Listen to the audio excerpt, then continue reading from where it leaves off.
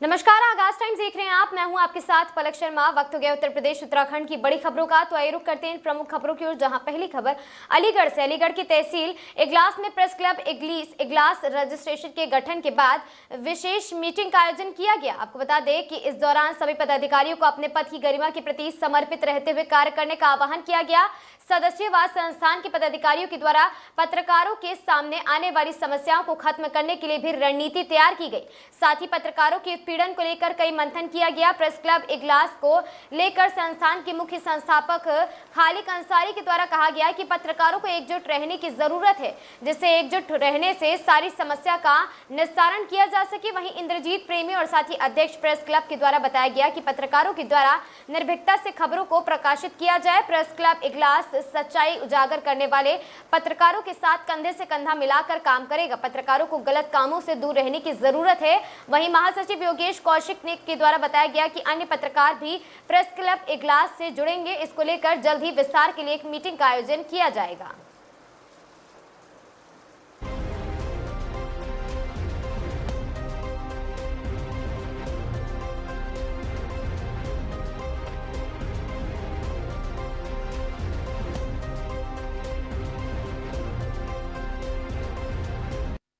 इस तरीके की मीटिंग का आयोजन किया गया है। आज प्रेस क्लब इगलास की एक विशेष मीटिंग का आयोजन किया गया था और सर्वसम्मति से इंद्रजीत प्रेमी जी जो हमारे अध्यक्ष मनोनीत किए गए हैं वो सर्वसम्मति से किए गए हैं। उसके बाद जो है महासचिव की बात आती है तो योगेश कौशिक जी हैं, उन्हें महासचिव बनाया गया है सर्वसम्मति से।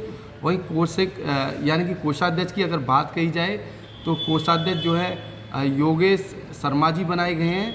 और वहीं सचिव की अगर बात कही जाए तो ऋषि चौधरी जी सचिव बनाए गए हैं और अतिरिक्त प्रभार जो है मीडिया प्रभारी का उन्हें दिया गया है। वहीं वरिष्ठ उपाध्यक्ष की अगर बात कही जाए तो वरिष्ठ उपाध्यक्ष जो है संजय भारद्वाज जी बनाए गए हैं। और उपाध्यक्ष की अगर बात कही जाए तो पंकज शर्मा जी जो उपाध्यक्ष बनाए गए हैं। और अगर बात जो है और सदस्यों की कही जाए तो सदस्य भी बनाए गए हैं। और साथ ही जो है बिलाल सैफी जी और हमारे जो हैं और जो संदीप जी हैं और तमाम जो साथी हैं, सलमान हैं, ताहिर जी हैं, यानी कि और लगभग 16 से ज़्यादा जो पदाधिकारी और सदस्य जो है इस समिति में रखे गए हैं। मैं बतौर जो है मुख्य संस्थापक के रूप में इस प्रेस क्लब इगलास में हूं और ये सारी चीज़ें जो हैं सर्वसम्मति से की गई हैं। वहीं प्रेस क्लब का जो उद्देश्य है वो सीधे साफ तौर पर यही है, पत्रकारों को एकजुट रहने का एक संदेश है और निश्चित तौर पर ये संदेश आगे तक जाएगा। और बड़े फ़ख्र की बात है जो इगलास के तमाम जो पत्रकार हैं और इस प्रेस क्लब इगलास में उनके द्वारा सर्वसम्मति से तमाम दायित्वों का निर्वहन किया जाएगा और ये जो प्रेस क्लब इगलास है वो आगे तक जाएगा, ऐसी मेरी उम्मीद है। पत्रकारों के हितों के लिए आपका क्लब क्या काम करना चाहता है? देखिए, काम की अगर बात कही जाए तो प्रेस क्लब इगलास जो है समय समय पर पत्रकारों की मदद करेगा और पत्रकारों से भी आकांक्षा रहेगी जो पत्रकारों की नियमावली है, प्रेस एक्ट है, उसके तहत वो कार्य करें और पत्रकार विरोधी कोई ऐसे कार्य न करें जिससे पत्रकारों की छवि को क्षति पहुँचे। धन्यवाद। आज किस तरह की मीटिंग वगैरह का आयोजन किया गया है? आज प्रेस क्लब इगलास की ओर से मीटिंग रही गई है जिसमें हमारे सभी पदाधिकारी मौजूद हैं, जिसमें हमारे महामंत्री योगेश कुमार कौशिक जी को बनाया गया है, वरिष्ठ उपाध्यक्ष संजय भारद्वाज जी हैं, मीडिया प्रभारी हमारे ऋषि चौधरी हैं और बाकी कार्यकारिणी सदस्य मेंबर हैं। तो क्या उद्देश्य रहेगा इस प्रेस क्लब इगलास का? पत्रकारों की जो भी समस्या है उनको आगे बढ़ाएंगे, उसके लिए संघर्ष करेंगे, जितना हो संभव होगा पत्रकारों की मदद की जाएगी। क्या नाम है आपका? इंद्रजीत प्रेमी के। नशे में युवक की हैवानियत। मोमोज ठेले पर खड़े दो युवकों पर फेंका खौलता तेल। एक गंभीर रूप से घायल, उपचार के लिए सीएचसी किया गया भर्ती।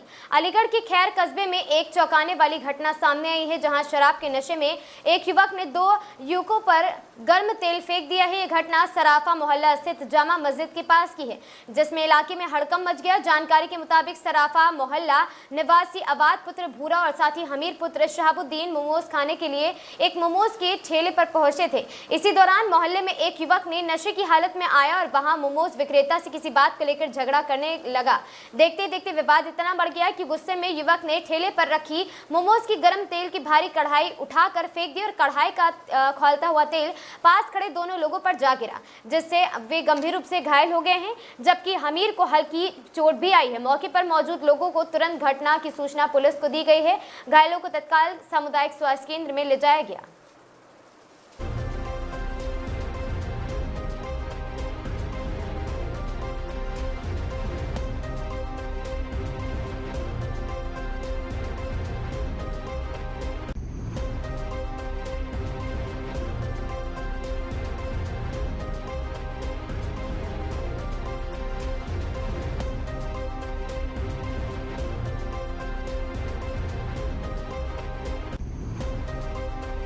पाली नगर पंचायत ने शासन द्वारा मनोनीत सभासद संदीप मिश्रा, निर्मला देवी एवं मनोज गुप्ता को आज एसडीएम मयंक कुंडू द्वारा शपथ दिलाई गई।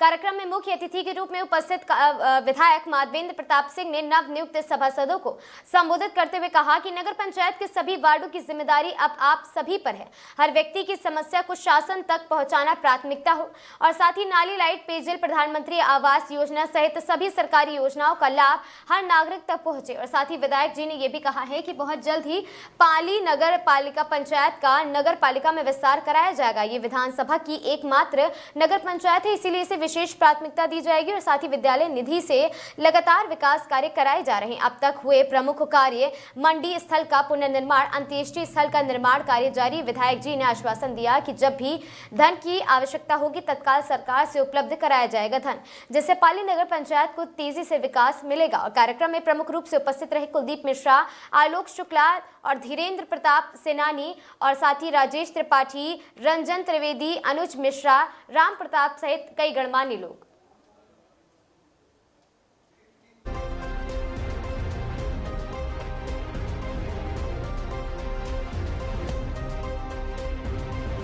समाज का क्या कार्यक्रम था और समाज से क्या उम्मीद है आपको? आज पाली नगर पंचायत के हमारे जो भारतीय जनता पार्टी की सरकार है उसमें हमारे कार्यकर्ताओं को यहाँ सभासद नामित किया गया। 3 सभासद यहाँ पर नामित हुए हैं। आज उनका शपथ ग्रहण समारोह आयोजित किया गया। हमारे सभी आज पार्टी के नेतागण और सभी की उपस्थित में भव्य शपथ ग्रहण समारोह हुआ है। और ये जो हमारे सभासद नामित हुए हैं ये पाली की जनता की आवास सदन में बनेंगे और सरकार के द्वारा जो पैसा भेजा जाता है उसका सही सदुपयोग हो, पात्रों तक उन योजनाओं का लाभ पहुंचे। प्रत्येक योजना का कहीं कोई बंदर बाट अगर पंचायत में होता है उसको दूर करके गरीब व्यक्ति तक प्रत्येक योजना का लाभ दिलाने का काम हमारे सभासद करेंगे। इसी बहराइच जिले में तेज रफ्तार वाहनों का कहर लगातार जारी है। ताजा मामला कोतवाली देहात क्षेत्र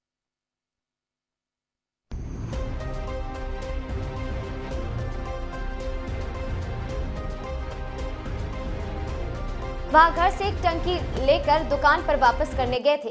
काम पूरा कर जब वह साइकिल से घर लौट रहे थे तभी रास्ते में तेज रफ्तार 4 पहिया वाहन ने उन्हें जोरदार टक्कर मार दी। हादसा इतना भीषण था कि महादेव ने मौके पर ही दम तोड़ दिया। घटना की सूचना मिलते ही परिजन मौके पर पहुंचे, चीख पुकार मच गई। हादसे के बाद वाहन चालक मौके से फरार हो गया। सूचना पर पहुंची पुलिस ने मामला दर्ज कर आरोपी चालक की तलाश शुरू कर दी। वहीं शव को कब्जे में लेकर पोस्टमार्टम के लिए भेज दिया गया है। लोगों ने प्रशासन से मांग की है कि तेज रफ्तार वाहनों पर सख्ती से कार्रवाई की जाए ताकि भविष्य में ऐसे हादसों को रोका जा सके।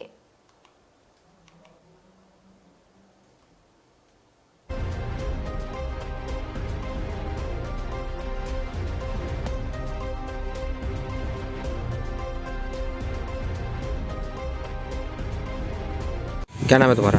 आशीष। ये मृतक कौन है? पिताजी। क्या नाम है? महादेव। उम्र? 17 साल। कैसे मौत हुई इनकी? कार से। और किससे? साइकिल से। साइकिल से थे? कहाँ हादसा हुआ है? ये इमली चौराहा पे।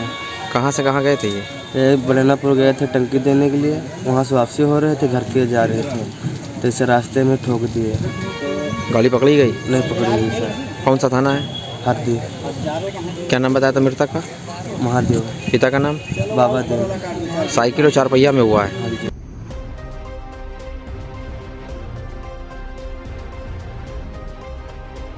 उत्तर प्रदेश के मिर्जापुर में सनसनीखेज वकील राजीव सिंह हत्याकांड में पुलिस को बड़ी सफलता मिली है। पुलिस ने फरार दूसरे आरोपी इंद्रासन बिंद को मुठभेड़ के बाद गिरफ्तार किया है। पुलिस का कहना है कि कटरा कोतवाली थाना क्षेत्र के चंद्रदीपा की तरफ जाने वाले रास्ते पर भागने के दौरान आरोपी ने पुलिस से घिरता देखकर पुलिस फायरिंग किया है, जिसके बाद पुलिस फायरिंग के दौरान हुई मुठभेड़ के बाद पकड़ा गया। और साथ ही पुलिस पूछताछ में इंद्रासन बिंद ने बताया है कि हम दोनों एक ही गांव के रहने वाले हैं। मुख्य आरोपी राजेंद्र सोनकर के साथ 3 दिन पहले ही हत्या की योजना बनाई थी और राजेंद्र की ही पुरानी चुनावी रंजिश राजीव सिंह के साथ ही थी। और साथ ही पुलिस ने इस हत्याकांड मुख्य आरोपी राजेंद्र सोनकर को इससे पहले मुठभेड़ के दौरान गिरफ्तार कर जेल भेज चुकी है, जिसका सीसीटीवी वीडियो सामने आने के बाद सोशल मीडिया पर वायरल हो रहा है।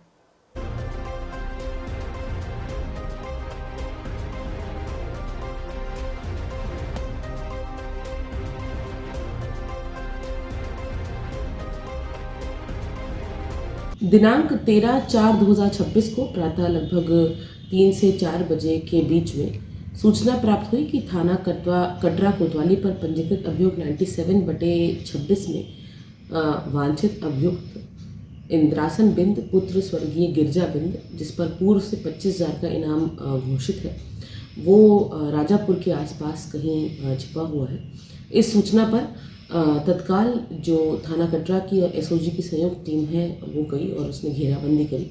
अपने आप को घिरता देख अभियुक्त भागा और भागते हुए उसने पुलिस पार्टी पर जान से मारने की नीयत से फायर किया। आत्मरक्षार्थ पुलिस द्वारा फायरिंग की गई, जिसमें अभियुक्त के दोनों पैरों में गोली लगी है। इसके पास से एक अवैध तमंचा एवं एक मोबाइल फ़ोन बरामद किया गया है। इसको इलाज हेतु घायल अभियुक्त को अस्पताल भिजवा दिया गया है और अग्रिम वैधानिक कार्रवाई इसमें की जा रही है। ग्राम रामापुर में जमीन विवाद को लेकर मारपीट और धमकी का आरोप है। रामापुर में दबंगई पीड़ित ने लगाई न्याय की गुहार। हरदोई के ग्राम रामापुर में जमीन रास्ते के विवाद को लेकर मारपीट और धमकी का मामला सामने आया है। ग्राम रामापुर निवासी राकेश कुमार पुत्र मिट्ठू लाल ने प्रार्थना पत्र देकर आरोप लगाया कि विपक्षी राम प्रसाद पुत्र मिट्ठू लाल राजवीर महावीर और साथ ही माया राम पुत्र राम प्रसाद उसकी जमीन रास्ते पर जबरन कब्जा करने का प्रयास कर रहे हैं। पीड़ित के अनुसार विरोध करने पर आरोपियों के गाली गलौज की और साथ ही मारपीट पर उतारू हो गए, साथ ही जान से मारने की धमकी भी दी गई। पीड़ित ने प्रशासन से मामले की निष्पक्ष जांच कर आरोपियों के खिलाफ सख्त कार्रवाई करने तथा अपनी सुरक्षा सुनिश्चित करने की मांग की है।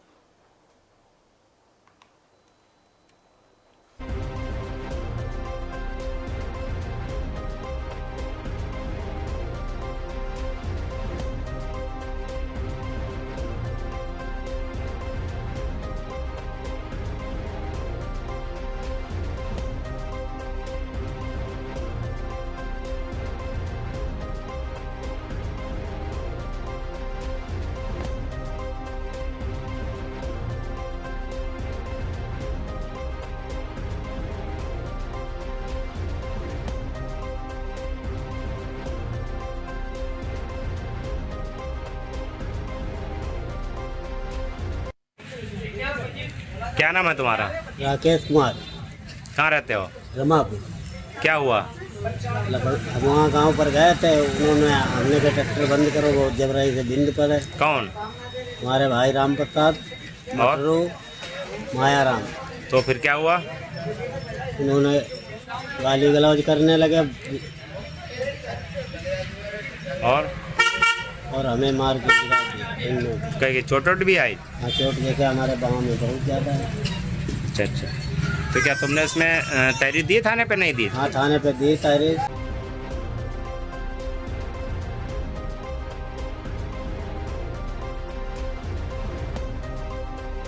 कानपुर नगर पुलिस ने शहर के बेकनगंज थाना क्षेत्र में कार्रवाई करते हुए विदेश में नौकरी दिलाने के नाम पर ठगी करने वाले साइबर गिरोह का पर्दाफाश किया। इस मामले में पुलिस ने 2 शातिर आरोपियों को गिरफ्तार किया। पुलिस के अनुसार आरोपी भोले भाले और कम पढ़े लिखे युवकों को बेहतर भविष्य और अधिक कमाई का लालच देकर अपने जाल में फंसाते थे। इसके बाद उन्हें कंबोडिया जैसे देशों में नौकरी दिलाने का झांसा दिया जाता था। जांच में यह भी सामने आया कि विदेश पहुंचने के बाद इन युवकों को जबरन साइबर ठगी के काम में लगाया जाता था और उनसे ऑनलाइन फ्रॉड करवाया जाता था और विरोध करने पर उन्हें धमकाया जाता था। इस मामले में कंबोडिया भेजे गए 6 लोगों में से 3 की सुरक्षित वापसी हो चुकी है, जबकि अन्य के संबंध में जानकारी जुटाई जा रही। पुलिस ने आरोपियों के खिलाफ संबंधित धाराओं में मुकदमा दर्ज कर लिया और गिरोह के अन्य सदस्यों की तलाश भी लगातार जारी है।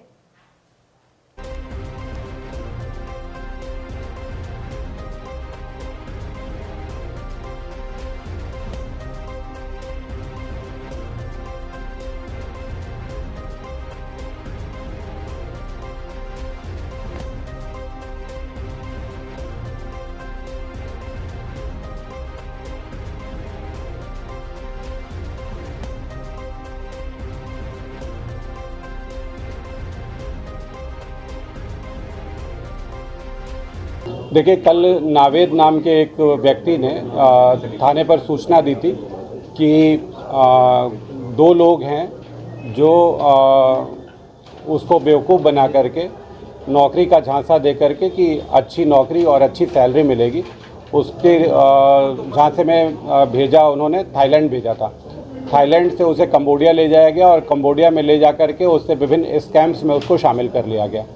जब वो इस बात से सहमत नहीं था, वो वहाँ पे दूसरी जॉब के लिए गया हुआ था, लेकिन जब उसको इस स्कैम के काम की दिया गया तो उससे असंतुष्ट होकर के उसने लगातार प्रयास किया और प्रयास करके किसी तरह से वापस वो इंडिया आया और यहाँ आकर के उसने बताया कि उससे 3 लाख रुपए इन लोगों ने ठगे और ठग करके उसको वहाँ कंबोडिया भेज दिया और स्कैमिंग के जाल में फंसा दिया। इस सूचना पे तत्काल कार्रवाई करते हुए हमारी स्वाट की टीम और थाना बेकनगंज की टीम ने 2 व्यक्तियों को गिरफ्तार किया। इससे विस्तृत पूछताछ की गई तो पूछताछ में ये पता चला कि कम शिक्षित लड़कों को ये लोग बेवकूफ़ बना करके और स्कैम के धंधे में डालने के लिए कंबोडिया भेज देते थे, जहां से वो लगातार इस तरह की कॉल करवा करके और इन लोगों से साइबर फ्रॉड का काम करवाते थे। इन लोगों से विस्तृत पूछताछ की गई है। अब तक की पूछताछ में इन लोगों ने 6 लोगों को कंबोडिया भेजना स्वीकार किया है, लेकिन अभी पूरी टेक्निकल एविडेंसेस, बैंक के दस्तावेज वगैरह कंगाले जा रहे हैं। आशा है कि इसमें और भी लोगों के शामिल होने की और भी लोगों के भेजे जाने की लिंक समय मिलेंगे, जिनके आधार पर हम लोग अग्रिम कार्रवाई करेंगे। पीड़ित ने क्या बताया, किस तरीके का सेटअप वहाँ पर था, इससे क्या करने के लिए कह रहे थे? पीड़ित ने बताया कि वहाँ पे जाने के बाद इसको थाईलैंड में एयरपोर्ट पे उतरने के बाद उसको कंबोडिया ले जाया गया और वहाँ जंगल के बीच में एक होटल था, वहाँ पे एक सेटअप लगा हुआ था। उस सेटअप में ले जा करके उसको बाकायदे इंटरव्यू लिया गया। इंटरव्यू ले करके और उसको स्क्रिप्ट दी गई और उस स्क्रिप्ट में किस तरह से लोगों को स्कैम में फंसाना है, फाइनेंशियल फ्रॉड में स्कैम में फंसाना है, उसके बारे में उसको ट्रेन किया गया और उससे कॉल कराई जाने लगी, जिससे वो असहमत था। उसने बताया कि मैं इस तरह के काम नहीं कर सकता। वो एजुकेशनली भी फिट नहीं बैठ रहा था और वो सहमत भी नहीं था ये काम करने से। इसलिए उसने प्रयास किया। समग्र प्रयास करने के बाद किसी तरह से वो इंडिया वापस लौट करके आ पाया और उसने इस तरह की शिकायत करी है। और लोग फंसे हुए सभी जानकारी दी इसमें कि इनसे मजबूरी में काम कराया जा रहा है, जबरदस्ती काम कराया जा रहा है। अभी जो जानकारी मिली है कि 3 लोग उसमें से जो 6 भेजे थे उसमें से 3 वापस आ गए हैं और शेष 3 लोग अभी भी कंबोडिया में हैं, जिनके बारे में जानकारी की जा रही है। उनके परिजनों से संपर्क स्थापित किया जा रहा है। जो भी फैक्ट्स मिलते हैं उसमें उनके आधार पर जो भी दोषी होंगे उनके आधार पर कार्रवाई करें।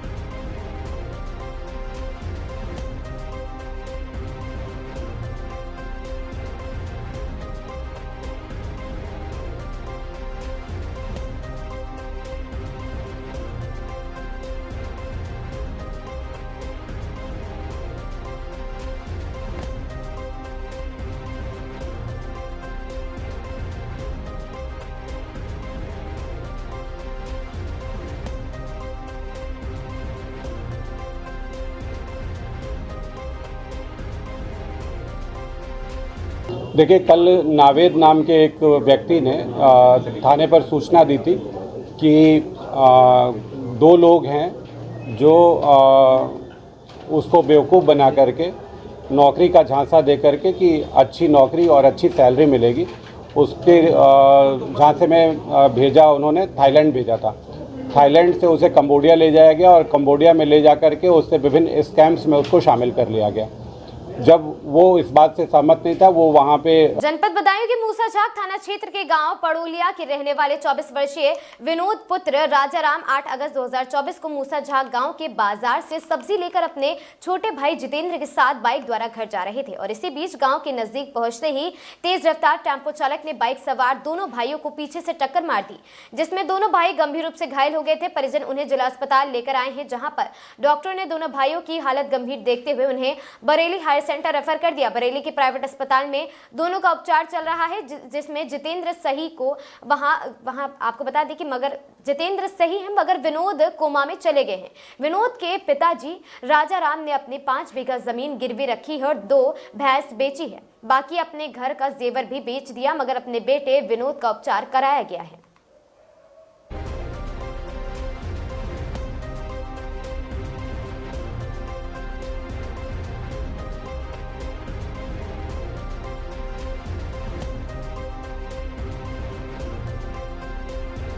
क्या नाम है तुम्हारा?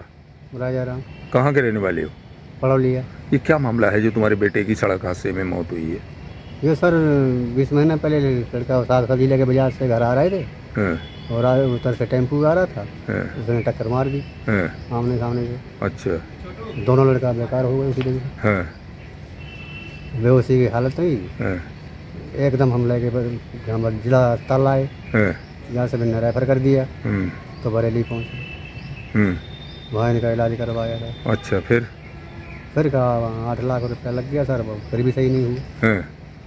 और फिर इधर उधर घुमाते रहे, मंडी सिटी है सब 1000 हॉस्पिटल घुमा लिया मैंने। पैसा कहाँ से लगाया आपने? पैसा सर मैंने ज़मीन गिरवी रख दी अपनी, और वो भैंसे भी बेच दी 2, जेवरी भी बेच दिया। अच्छा। 4 तोलो सोना मेरे पास, वो भी बिक गया, और चांदी थी 1 किलो, वो भी बिक गई सर। अच्छा। तो मौत कब हुई है? वो तो आज सुबह हुई है। अच्छा, आज सुबह हुई है। 4 बजे करीब। तो क्या नाम था बेटे का तुम्हारे का? विनोद। विनोद। और दूसरा का क्या नाम था? छोटे वाले का जितेंद्र। वो सही है?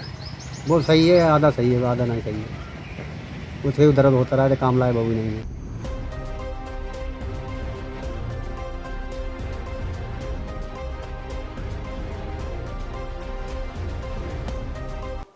निवाई पीएमसी राव मावी के बाहर पीडब्ल्यूडी विभाग की जमीन पर वर्षों से हो रहे अतिक्रमण को लेकर माननीय न्यायालय के फैसले के बाद ही पीडब्ल्यूडी विभाग के अधिकारी कर्मचारी व वहां पर मौका मजिस्ट्रेट निवाई तहसीलदार नरेश गुर्जर व पुलिस जाब्ते के साथ अतिक्रमण स्थल पर पहुंचे हैं। इस दौरान मौके पर मौजूद अतिक्रमणधारी महिला ने जमकर अतिक्रमण स्थल पर हंगामा किया है। इस दौरान महिला ने मौका मजिस्ट्रेट नरेश गुर्जर सहित मीडिया कर्मियों के साथ जमकर अभद्रता की है और साथ ही महिला का कहना था कि हम कोर्ट से स्टे ले आए हैं, लेकिन प्रशासन अचानक ही आकर हमारी दुकानों को तोड़ रहा है।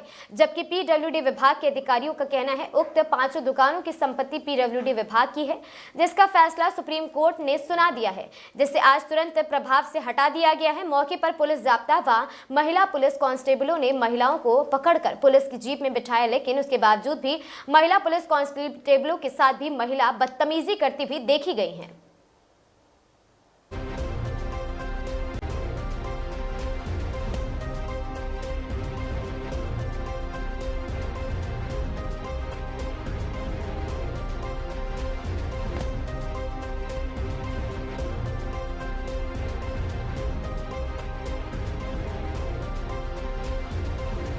मैं मोनिका उपाध्याय, कनिष्ठ अभियंता सार्वजनिक निर्माण विभाग निवाई। यहाँ कोर्ट के आदेश पर दुकानों का अतिक्रमण तोड़ा गया, जिसमें मौका मजिस्ट्रेट श्रीमान नरेश गुर्जर जी के तहसीलदार जी के सानिध्य में मतलब ये किया गया। नियमानुसार कार्यवाही की जाएगी विभाग के द्वारा। 5 दुकानें थी, जिसमें इन्होंने एक दुकान को 2 में कन्वर्ट कर दिया था। टोटल 6 दुकानें थी जिनको तोड़ा गया है। सारा कुछ नियमानुसार किया गया है, स्टे के कोर्ट के आदेश के अकॉर्डिंग ही किया गया है सारा कुछ। देखिए मैडम, स्टे की बात किस तरह से वो बता रहे हैं? स्टे नहीं आया, हमारे पास कोई सूचना नहीं आई है स्टे।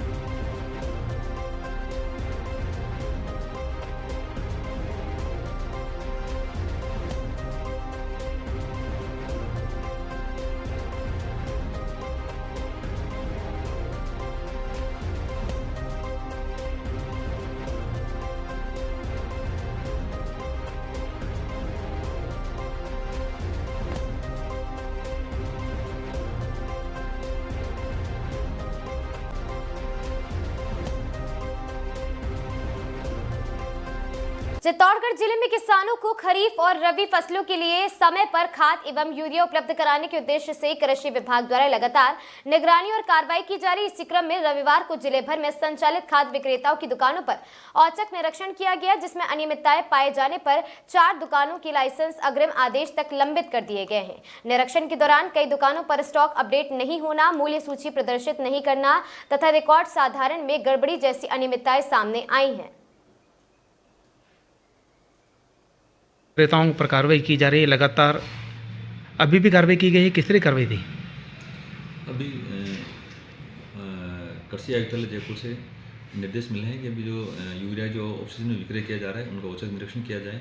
तो अभी अलग अलग जो कमेटियाँ गठित की गई थी और उन कमेटियों के द्वारा दिनांक 11 तारीख और 12 तारीख को सघन निरीक्षण किया गया। सघन निरीक्षण में पाया कि कुछ जहाँ अनियमितता मिली, जो स्टॉक अपडेटेड नहीं था या कोई मूल्य सूची प्रदर्शित नहीं थी, रेट वगैरह अपडेट नहीं थी, और यहाँ कहीं आवश्यक अभी बहुत से जिसने ज़्यादा वेरीफाई मतलब उसको वेरीफाई करवाया जा रहा है, जिसने अभी किसान भाइयों ने अभी भी यूरिया ले लिया। कुछ किसान तो इस तरह के भी हैं जो एडवांस स्टॉकिंग के भी ले रहे हैं, कुछ अभी जायद हुई भी हो रखी है। फिर भी जिन जिन विक्रेताओं के वहाँ जो अनियमितता मिली है, तो अपने ज़िले में जो 2 दिन में जो निरीक्षण किया गया तो उनको लगभग 29 उर्वरक विक्रेताओं को कारण बताओ नोटिस जारी किया गया है। इसके अलावा 4 लाइसेंस जो उससे ज़्यादा जो अनियमितता पाई गई थी, 4 लाइसेंस निलंबित किए गए हैं और साथ ही 4-5 विक्रेताओं को इस बिक्री पर रोक लगाई है। तो इस तरह से लगातार आज भी जो टीमें हैं फील्ड में जो निरीक्षण कर रही हैं और अगर कोई भी अनियमितता पाई जाएगी तो उसके खिलाफ सख्त कार्रवाई अमल में लाई जाएगी। निरस्त किए गए? हाँ, लाइसेंस निरस्त नहीं निलंबित किए थे। जैसे अपन बात करें, जो हमारे एक टीम जो बेगू एरिया में जो निरीक्षण किया गया था उसमें जो गट्ठानी बीज भंडार है बेगू, उनका लाइसेंस निलंबित किया गया है। साथ ही इसके साथ जो एसके क्रॉप जो बस्सी वाला है उसके भी स्टॉक का वेरिएशन आया, उसका अंतर पाया गया, उसका लाइसेंस भी निलंबित किया गया है और उसको कारण बताओ नोटिस जारी किया गया है। तो उसके अलावा अगर बात करें कालिका बीज भंडार अकोला है, उसका भी लाइसेंस निलंबित किया गया है और साथ ही जो दीपक ट्रेडर्स कर सारण है गंगरार के अंदर, उसका भी लाइसेंस निलंबित करते हुए उनको कारण बताओ नोटिस जारी किया गया है कि वो 7 दिवस में अपना जवाब स्पष्ट करें और सब जवाब अगर संतोषप्रद नहीं पाया जाता है तो आगे ही कार्रवाई अमल में लाई जाएगी विभाग की तरफ से। जैसे अगर अपन बात करें तो खरीफ का भी जैसे एडवांस हुई जायद में जहाँ बोई हुई किसान भाई कहीं कहीं उनको आवश्यकता है। अभी अपन बात करें अगर ज़िले में तो लगभग 16,000 मीट्रिक टन यूरिया उपलब्ध हैं और डीएपी भी पर्याप्त मात्रा में लगभग 4,000 प्लस डीएपी उपलब्ध हैं। तो गत वर्ष की तुलना में लगभग 30% हायर उपलब्ध अगर इस अपन अप्रैल माह का अगर बात करें तो उससे ज़्यादा उपलब्ध हैं। और अभी भी लगातार अभी यूरिया की कोई आवत है, किसान भाई कई बार क्या ऐसा हो जाता है कि यार यूरिया नहीं मिलेगा, इस तरह की भी मतलब अभी से परचेज करने लग गए हम लोग। इस तरह का कहीं वो इशू नहीं रहेगा। खरीफ सीजन में सामान्यतः कोई इस तरह का इशू आता भी नहीं है। तो एसएसपी भी अपने अगर जैसा डीएपी का इशू आता है तो अपने ज़िले में 6 एसएसपी की फैक्ट्री हैं मतलब, तो कहीं भी मतलब फॉस्फेटिक फर्टिलाइजर कोई इशू नहीं रहेगा मतलब। तो वर्तमान में भी कहीं भी इस तरह की कोई इशू नहीं है कि कहीं यूरिया की कमी हो, डीएपी की कमी हो या हो मतलब। तो कोई पैनिक क्रिएट नहीं करे। मेरा किसान भाइयों से आपके माध्यम से यही आग्रह है कि अपना जो जितनी जैसे अभी जायद में 2 कट्टे की आवश्यकता है तो 2 कट्टे वो लेवें। ऐसा नहीं अपन खरीफ है तो 25 कट्टे ले जाकर भी घर रखते हैं, इस तरह का कोई इशू।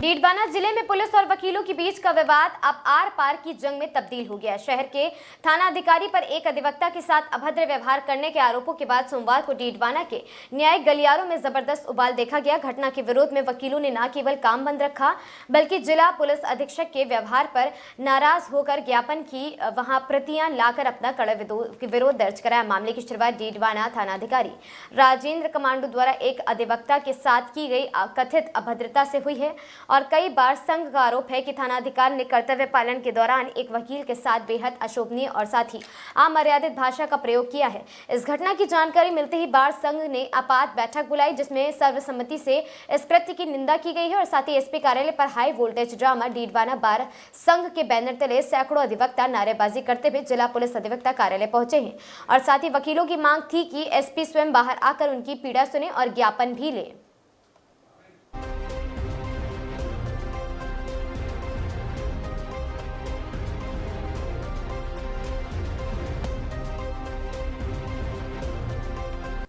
जिला कलेक्टर के निर्देशानुसार नगरपालिका द्वारा शहर में बढ़ती आवारा पशुओं की समस्या को नियंत्रित करने के लिए विशेष अभियान की तैयारी शुरू कर दी गई है। अधिशासी अधिकारी अचल सिंह गुर्जर के अनुसार अब किसी भी पशुपालक द्वारा अपने पशुओं को खुले में छोड़ने पर सख्त कार्रवाई की जाएगी। नगरपालिका ने सभी पशुपालकों से अपील की है कि वे अपने पशुओं को सड़कों पर ना छोड़े और उन्हें निर्धारित स्थान पर ही रखें।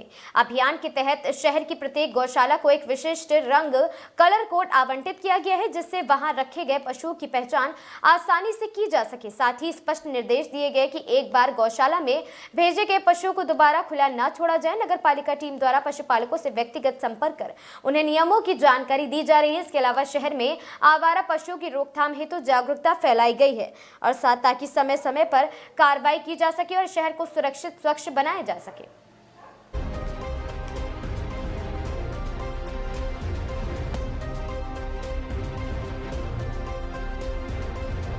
पचपदरा रिफाइनरी के लोकार्पण कार्यक्रम के संदर्भ में माननीय मुख्यमंत्री श्री भजनलाल शर्मा जी द्वारा बालोतरा जिले में आयोजित भाजपा संगठन की बैठक में सहभागिता कर उनका आत्मीय मार्गदर्शन प्राप्त किया गया। इस अवसर पर माननीय मुख्यमंत्री जी ने माननीय प्रधानमंत्री श्री नरेंद्र मोदी जी की प्रस्तावित सभा को ऐतिहासिक एवं अभूतपूर्व रूप से सफल बनाने हेतु सभी कार्यकर्ताओं से सक्रिय भागीदारी एवं पूर्ण समर्पण भाव के साथ जुटने का आह्वान किया है।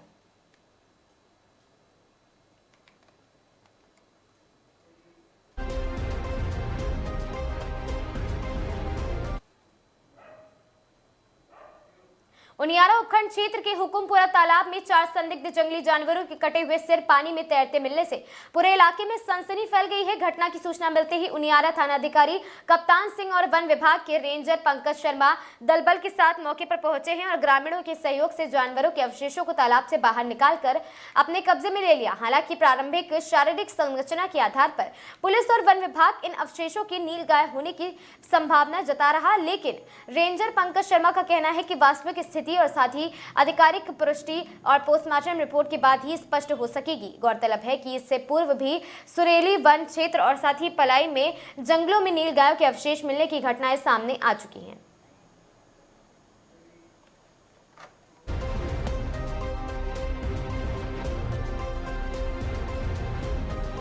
जिला कोटा ग्रामीण पुलिस ने नकली नोट के कारोबार पर बड़ा प्रहार किया है। थाना चेचट पुलिस ने कार्रवाई करते हुए 500 रुपए के 3 और साथ ही 200 रुपए के 1 नकली नोट के साथ 2 अभियुक्तों को गिरफ्तार किया। पूछताछ में गिरोह के 3 सदस्यों का खुलासा हुआ है, जिन्हें थाना सुकेट पुलिस ने गिरफ्तार कर लिया है। पुलिस अधीक्षक कोटा ग्रामीण सुजीत शंकर ने बताया कि अतिरिक्त पुलिस अधीक्षक श्री राम कल्याण मिश्रा की सुपरविजन में मीणा के सुपरविजन में वितराधिकारी उप अधीक्षक और साथ ही वृत्त रामगंज मंडी श्री घनश्याम मीणा के निकट सुपरविजन में थाना अधिकारी थाना चेचट श्री मदन बाका और साथ ही आरपीएस के नेतृत्व में विशेष टीम गठित कर ये कार्रवाई की गई है।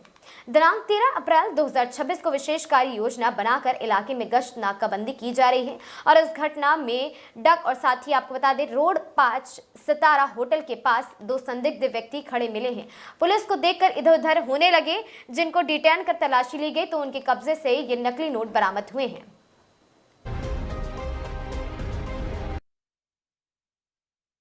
ग्रामीण पुलिस के द्वारा निरंतर अवैध गतिविधि के खिलाफ कार्रवाई की जा रही है। इस क्रम में चेचट पुलिस थाना के द्वारा इनको सूचना मिला था कि किसी व्यक्ति के द्वारा फर्जी और नकली नोट का इस्तेमाल किया जा रहा है।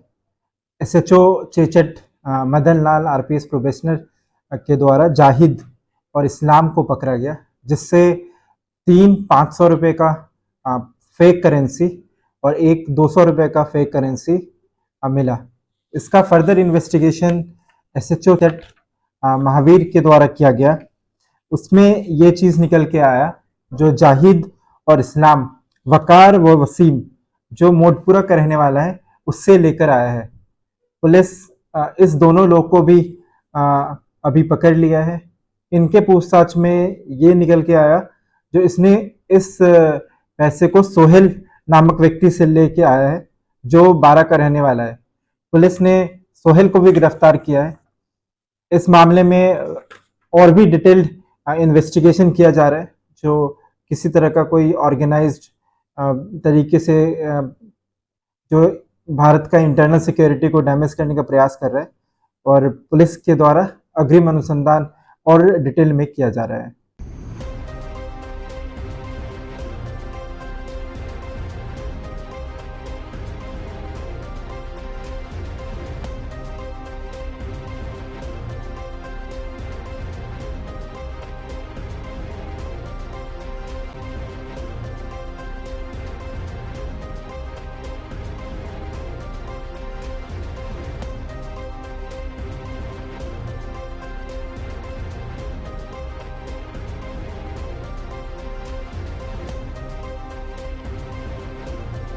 भरतपुर बिजली घर से होकर नगर निगम से मथुरा गेट चौकी तक लगने वाला जाम अब लोगों के लिए सिर्फ सिरदर्द नहीं जानलेवा साबित हो रहा।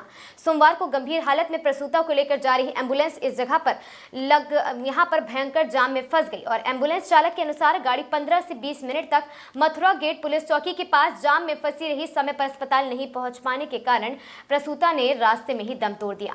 स्थानीय लोगों का कहना है कि बिजली घर से होकर नगर निगम से मथुरा गेट चौकी तक के बाजार में रोजाना जाम की स्थिति रहती है।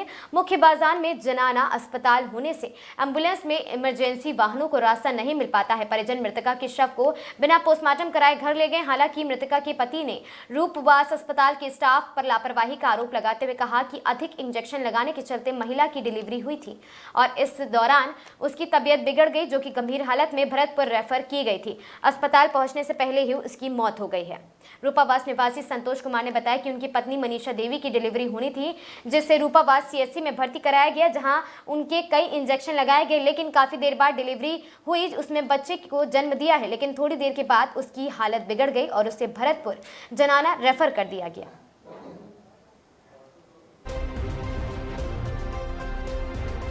कौन मरीज था? ये डिलीवरी हुई थी इनकी, ये बता रहे थे जी। तो ये सीएचसी रूपबाग से रेफर की थी, तुरंत लेके आए तो इसमें यहाँ थोड़ी जाम में फंस गई थी, उसकी वजह से लेट हो गई है ना। जाम कहाँ पे लगा था? ये भरतपुर के अंदर कौन सा मथुरा गेट। हाँ।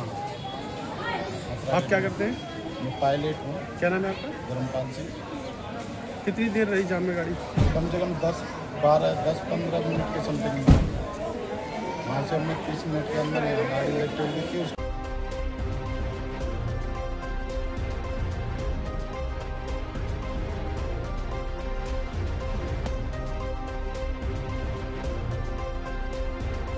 कौन मरीज था?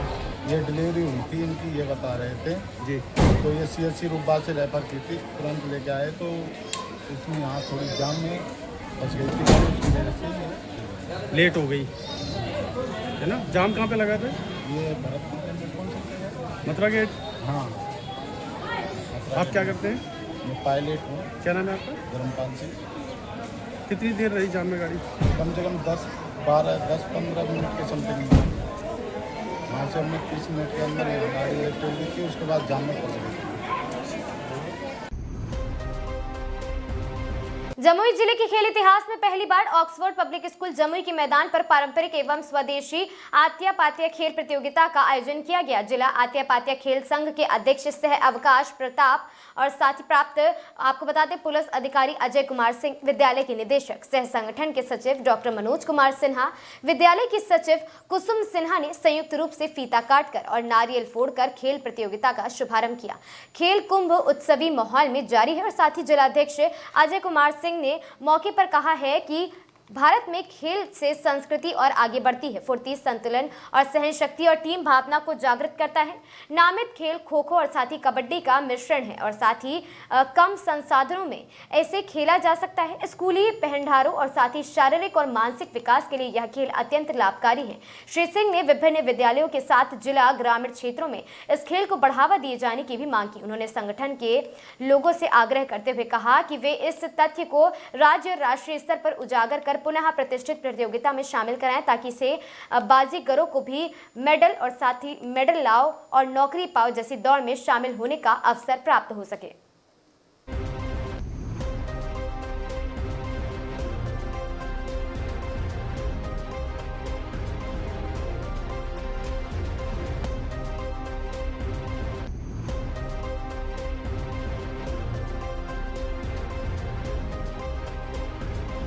डीएम श्री नवीन की अध्यक्षता में समाहरणालय के सभा कक्ष में पदस्थों की अहम बैठक आहूत की गई, जिसमें बिहार लोक सेवा आयोग के अंतर्गत सहायक शिक्षा विकास पदाधिकारी प्रतियोगिता परीक्षा की तैयारी का जायजा लिया गया।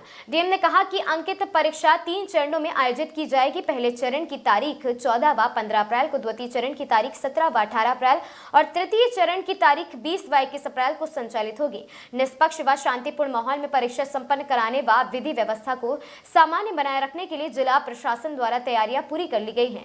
जिले में परीक्षा के लिए कुल 14 केंद्र बनाए गए हैं। यहां 14 अप्रैल, 17 अप्रैल व 20 अप्रैल को प्रथम पाली की परीक्षा पूर्वाह्न 10 बजे से दोपहर 12 बजे तक, जबकि द्वितीय पाली की परीक्षा अपराह्न 2:30 बजे से शाम 4:30 बजे तक चलेगी।